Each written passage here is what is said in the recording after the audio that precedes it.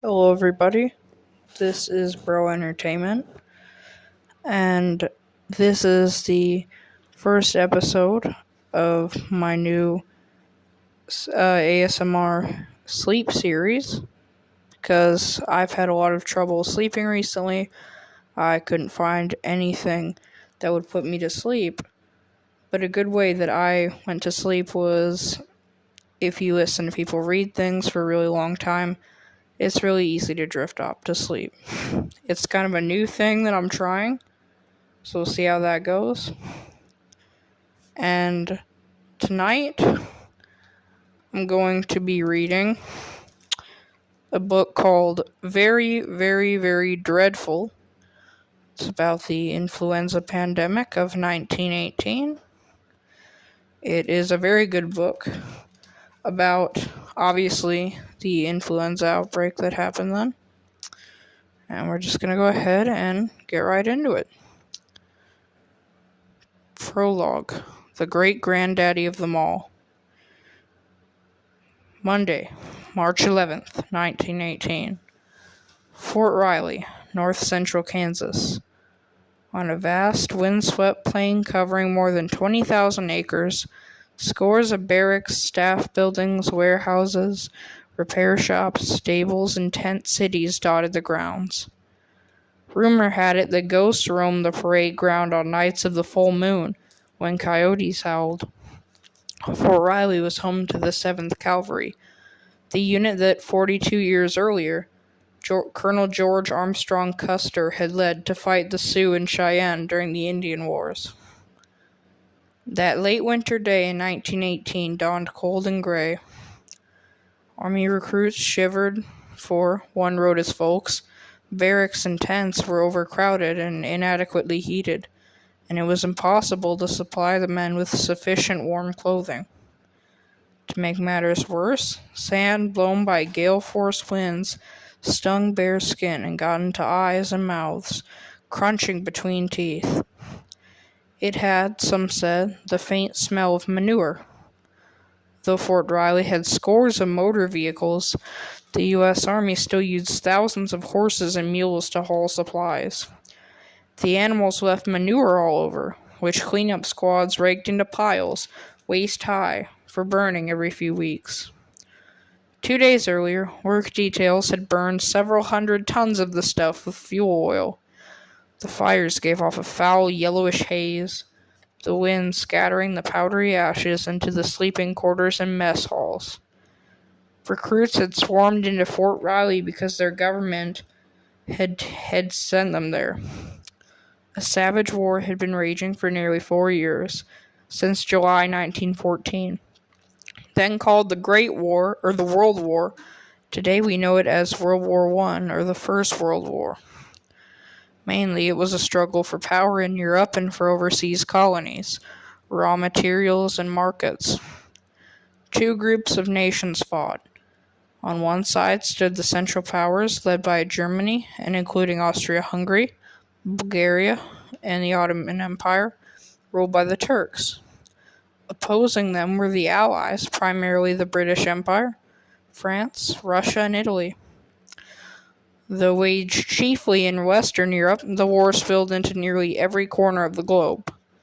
Neutral at first, American public opinion gradually tilted in favor of the Allies. With the world's largest economy, the United States needed to trade its manufactured goods to prosper. But when Britain's Royal Navy blockaded Germany's seaports, cutting off overseas supplies of food and raw materials, Germany retaliated, unleashing its submarines to keep vital supplies from reaching the Allies.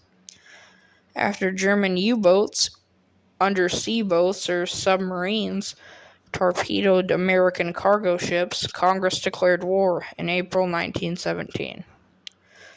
Even though the United States was the world's industrial leader, its 378,000-strong army was tiny compared to the millions of men fielded by the European powers. A latecomer to the war, the United States was embarrassingly short of modern weapons, many of which it had to buy or borrow from the Allies. America's chief advantage was its manpower. Within days of the declaration of war, the Army set about creating an army of more than 4.7 million men, the largest in its history until then.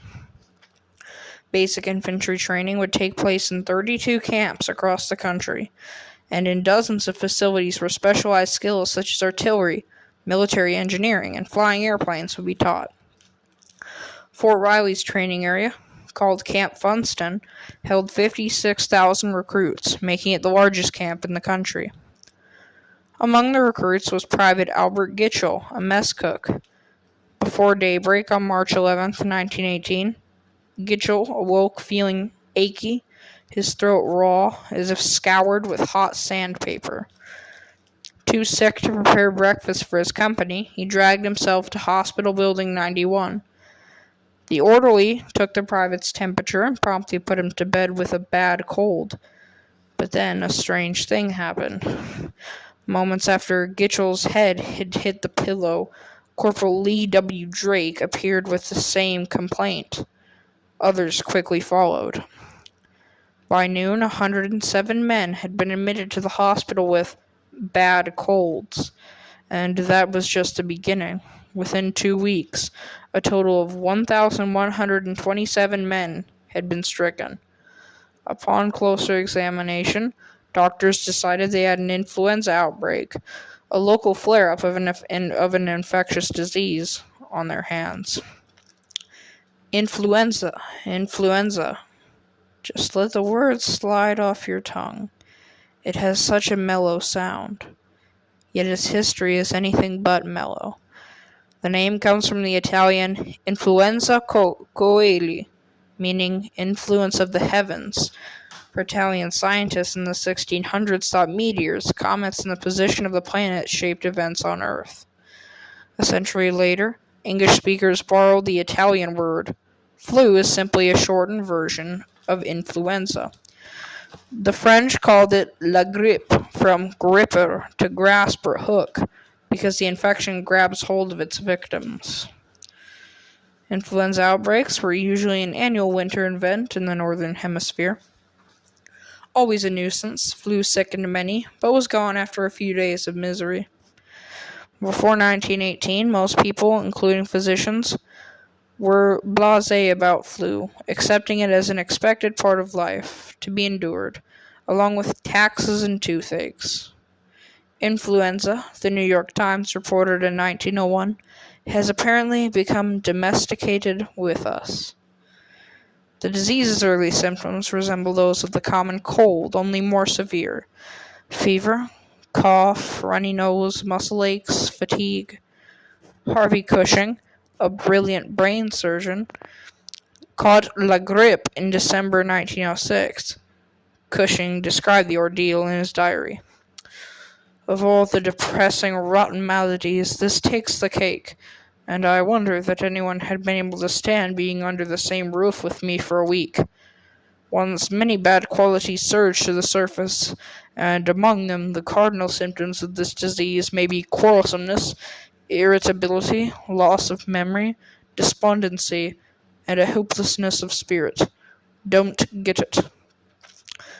Nevertheless, influenza was not a reportable disease, a disease that, by law, physicians and hospitals must report to the local board of health. Reportable diseases include measles and diphtheria, killers especially of young children. Yet, unlike the common cold, which almost never causes death, seasonal flu can and does kill, though seldom in large numbers in relation to the population size.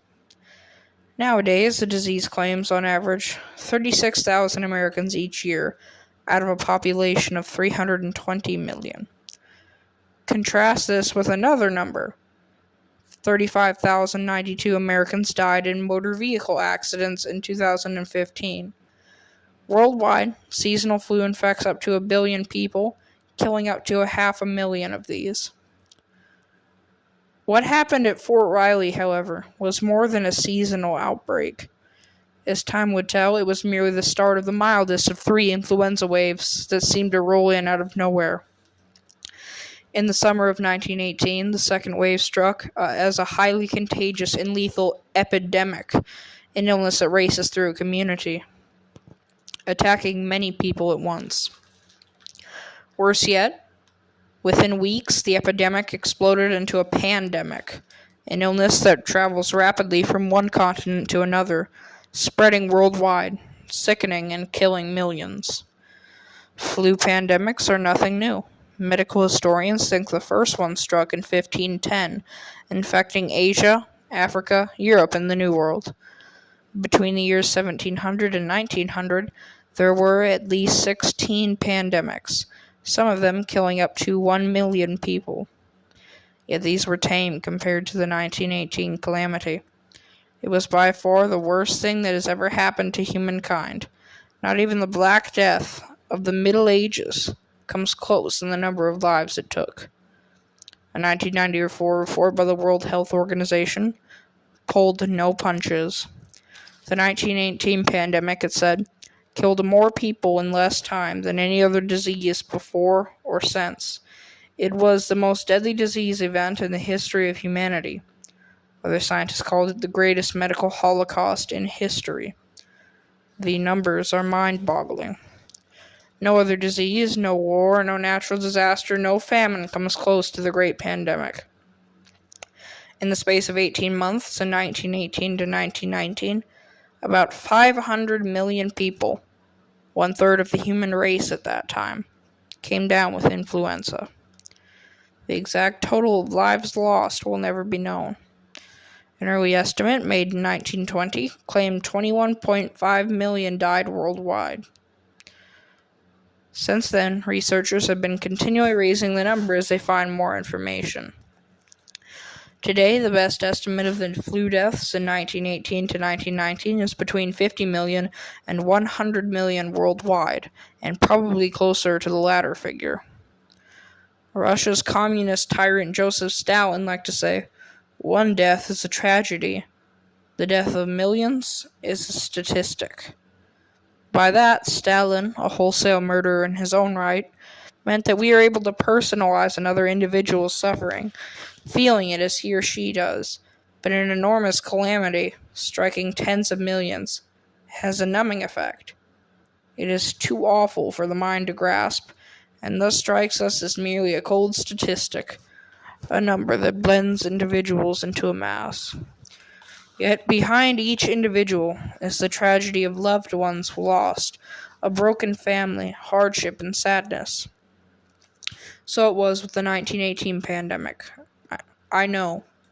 My grandfather left Russia in 1913 to open a dry goods shop in Cape Town, South Africa, planning to send for the family once the business got going. It was not to be. World War I came, and the flu took him. He lies in an unmarked grave.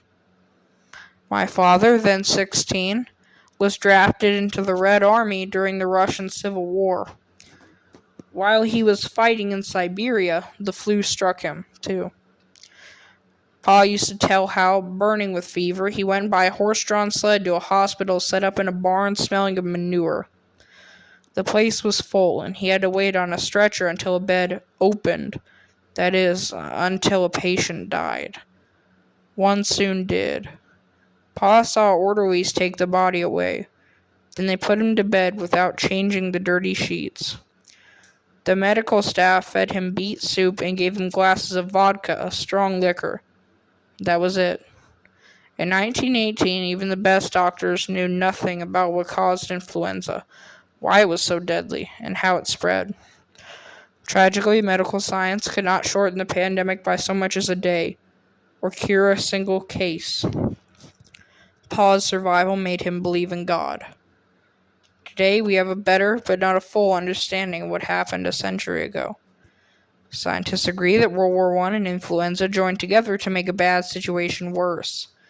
In a sense, the pandemic was nature's war on humanity, amid a war waged by humanity against itself. The wretched conditions in the training camps and on the fighting fronts created an ideal environment for the disease. These conditions allowed the influenza virus to mutate, change into the devil virus. Influenza II shaped the final stages of the war by influencing military operations, troop strength, and morale.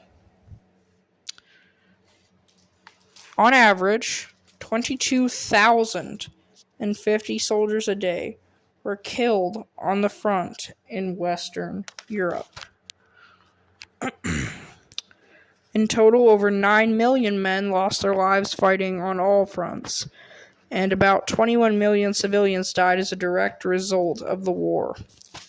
These are huge numbers. But if we assume 100 million influenza deaths, the disease killed at least 3 times as many people as the conflict itself. Compare this to AIDS, the scourge of the late 20th century. In just 4 months at the height of the pandemic, August through November 1918, influenza took more lives than AIDS did in 39 years. That is 78 million between 1975 and 2014. In the United States, influenza death rates were so high that the average lifespan fell by 12 years, from 51 in 1917 to 39 in 1918. If you were a doughboy, slang for an American soldier, you had a better chance of dying in bed from flu or flu-related complications than from enemy action. After the War Department listed 50,280 U.S. combat deaths. Around 227,000 doughboys were hospitalized for battle wounds, and 340,000 for flu, of whom 51,164 died. A milder third wave began in late 1918, but the pandemic did not fade away for good until 1920. It is not very well today. Though every nation has memorials to its World War I dead, no nation that I know of has had any to its flu victims or the valiant men and women who gave their lives caring for them. Scientists who study influenza today agree on the need for vigilance against future pandemics. Yet we cannot accomplish this without seeing the 1918 pandemic in a broader context. For it was part of a larger story, one going back many thousands of years, to before the dawn of civilization. The story is complicated. Like a mass of intertwined plant roots, the roots of the 1918 outbreak lie deep in this natural world, the history of science, and the sweeping arc of human history. I cannot say it is a happy story or a pretty one. I admit that researching the pandemic gave me the blues at times. Often terrible, it illustrates how quickly an advanced civilization can begin to unravel in the face of a baffling affliction. An old proverb says, "Knowledge is power." It is, and that is why I've written this book. We need to take a look backward so we can look forward. We must understand what happened a century ago so we can better face facts and better defend ourselves when the next pandemic strikes, as scientists believe it surely will. So that was the prologue for, again, the book is called Very, Very, Very Dreadful, The Influenza Pandemic of 1918. And hopefully I'll continue reading it. I think it's very good. Again, this is just a series for if you need to get some sleep or if you're doing some tasks and stuff and you just kind of want to take your mind off of it. You can listen to this in the background. It always helps me to listen to things whenever I'm trying to sleep or if I'm doing homework or something like that. Just something in the background helps me out. It's just kind of sort of like, not really like white noise, but just something in the background. Hope you all have a good day or a good night. This has been, again, Very, Very, Very Dreadful, The Influenza Pandemic of 1918. And we have just read the prologue. So, hopefully I will be reading chapter 1 soon. Alright, everyone. Just have a great day or a great night. And I hope to be doing this again soon.